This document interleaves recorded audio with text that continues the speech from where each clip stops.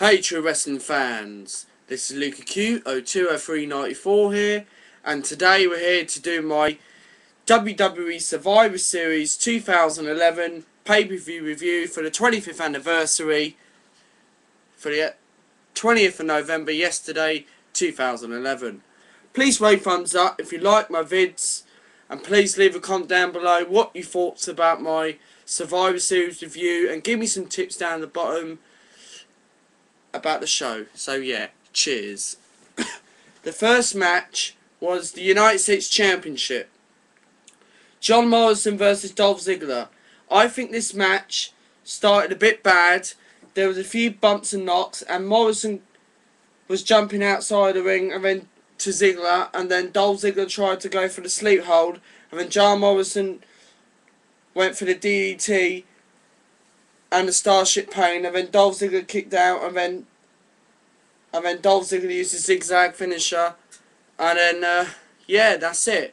So to me, this match was absolutely boring because they're not actually putting a good feud, be honest, between John Morrison and Dolph Ziggler, because we thought we were going to see Zack Ryder, because you see the crowd at the beginning of the show, where's Zack Ryder, Zack Ryder, Zack Ryder, like that, and then technically, basically, I know what they're going to do, because I know what's going to happen in WWE. They gave John Morrison a chance, because both of these were on the losing streak on Monday Night Raw, but I don't really watch Raw that much, because I don't really pay attention. I like SmackDown better, because SmackDown's my show, all the best, for over the years, and technically, that I know why they've done this, because they'll give John Morrison in this Survivor Series, they're like they put John Morrison in this random match for the US title, and then that means that TLC, at Tables, Ladders and Chairs, the last pay-per-view of the year, December the 18th, they're going to put either Mason Ryan or Zack Ryder, probably in like a tables match,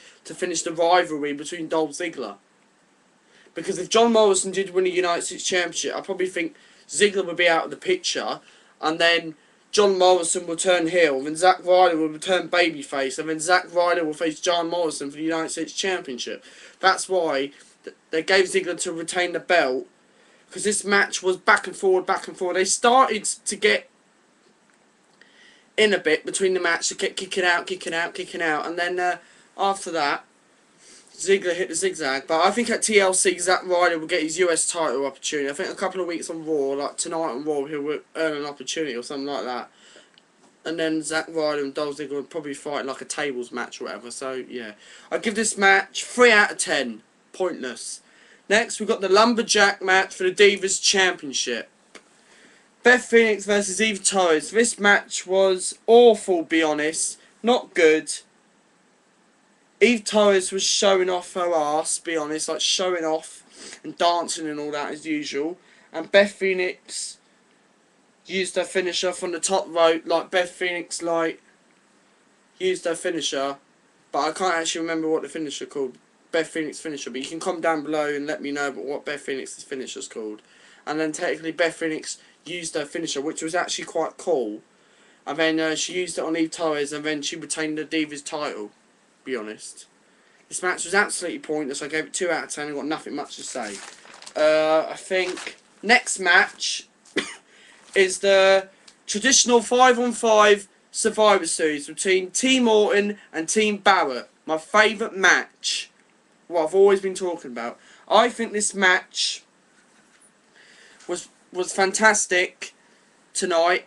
The match starts with Dolph Ziggler and Kofi Kingston. Kofi tried to go for the Trouble in Paradise, and then Ziggler kicked out, and Ziggler and Kofi kept battling, and then Randy Orton soon came in, and Kingston quickly tagged him, and bang, Orton RKO Dolph Ziggler, and Barrett's team from Dolph Ziggler was eliminated, and we were down to 5-on-4, and then, after that, Sin Cara and Kofi Kingston worked together on Barrett and Cody Rhodes, and then, actually not Barrett, on Jack Swagger and Hanico, because Sin Cara had to forfeit because Sin Cara picked up an injury. But the breaking news, guys, that Sin Cara is going to be out for 6 to 9 months. So basically, he probably won't be back till, I don't know, like sometime like Extreme Rules or something like that.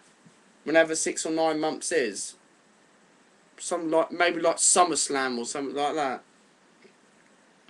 And then after that, Randy Orton's team with Sin Cara forfeit. We were down to 4-on-4. And then after that,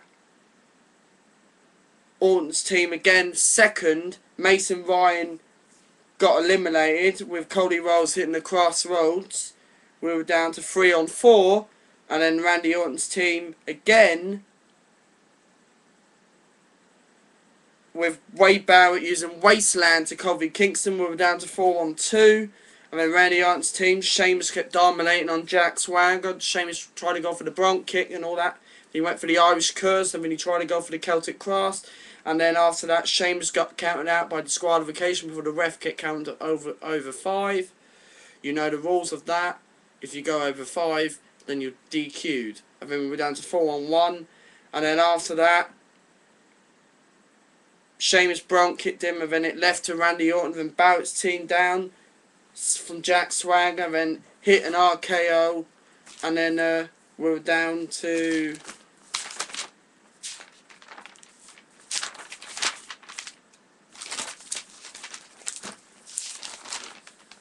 3-on-1, and then Barrett team out with Hunico and Randy Orton hit another RKO, and then after that it was a 2-on-1 result with Wade Barrett and Cody Rhodes, and Randy Orton was out, and then Orton hit the RKO to Rhodes, and Barrett came in behind the ropes, and Barrett used Wasteland with a powerful Wasteland to Orton, and then Wade Barrett's team were victorious. This match was absolutely fantastic. It was end-to-end between Survivor Series. All Barrett's team were dominating, because the reason why Sin Cara got eliminated, that's why Orton's team got put off, and Sheamus, if he was still in the match, Sheamus would have won it. So I give it 6.5 out of 10. Next, we've got the World Heavyweight Championship match. Mark Henry versus The Big Show. We had Daniel Bryan chance in this match. We had Undertaker chance. This was okay, but there was 2 spots in this match when Big Show got through by Mark Henry through the barricade. But this was the best spot. The best spot was when Big Show went up and hit the elbow to Mark Henry. So I give that 5 out of 10 for the World Heavyweight title match. Next match, the WWE Championship match. CM Punk versus Alberto Del Rio. I think this was okay. It was a bit short as I predicted, but as well that CM Punk was using his finisher in the match, and the crowd was good in this match, but this match was okay. It went for 17 minutes, but I was expecting a good solid match between both good 2 wrestlers, professional wrestlers, between Punk and Del Rio, and then CM Punk wins with the Intercontinental device. But to me, what does it mean with the title, be honest? Because I would rather have Alberto Del Rio to win the match, because it would rather make sense that Del Rio goes to TLC when Punk asks for a rematch with John Laurinaitis, because Punk's been progressed on Monday Night Raw, because the fans are starting to like CM Punk. This situation happened at SummerSlam between John Cena, Punk and Del Rio, and Kevin Nash and Triple H, Miz and R-Truth situation of the business company of Raw and the CIO. But technically it's been going on for Cena, Punk, Del Rio since SummerSlam. And then they've put such a good rivalry between Del Rio and Punk before they build 3 weeks to this pay-per-view last night at Survivor Series. But technically, I can see what WWE are doing, because they give to CM Punk, since he's a babyface, because I can see what's happening is, Punk will retain the belt at TLC, Del Rio will learn his lesson, he'll be very patientable, and then Del Rio will probably go to TLC and then probably challenge him to like a ladder match or a TLC match. Tables, ladders and chairs, my specialty, and then technically that Punk will probably retain the belt, and then we've got the 40-man Royal Rumble, and rumours that people think that Chris Jericho is going to return, and then technically that it's going to be a Jericho Punk Mania for the WWE title. That's probably going to be the rumours coming, or it could be CM Punk and someone else, to be honest. So yeah. So I give this 7 out of 10. Not a bad WWE title match. I think the last match they had for the belt, whenever that was, that was much better. So yeah. Now we move to business. Then we move into the main event. John Cena and The Rock, the greatest tag teams in all time, against the Awesome Truth. The main event. This match was not a bad main event, guys, because we actually saw The Rock dominating for 7 minutes in this match. And then the Awesome Truth kept working together for like 10 or 12 minutes, like beating John Cena down, like giving a beat down. And then after that, but the match overall was okay, despite it got to 21.5 minutes into the match. So technically the match was not bad, because I give it 6 out of 10 in this main event at Survivor Series. But Cena didn't really do anything, because The Rock kept dominating. He kept using the Rock bottom into the Miz. I mean, The Rock and Cena weren't working together. And then John Cena got out, and then Cena tried to go for the STF on the Miz, and the Miz went to R-Truth because the referee was looking at The Rock. And then technically, that after the match, the ending wasn't really that good, be honest, because it was, to me, it was a bad ending, because The Rock and Cena kept saying there was no music on for a bit as The Rock speeded, and then Rock and John Cena attacked. So I don't know why The Rock was attacking John Cena. Maybe a message to WrestleMania, because Cena wasn't really taking the part of Mania.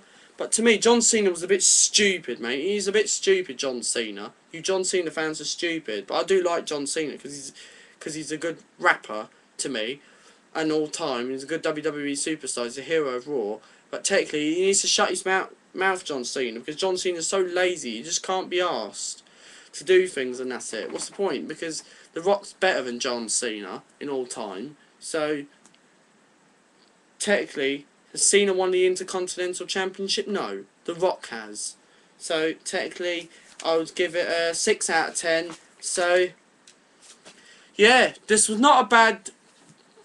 Actually, no, this was a pretty good pay-per-view Survivor Series.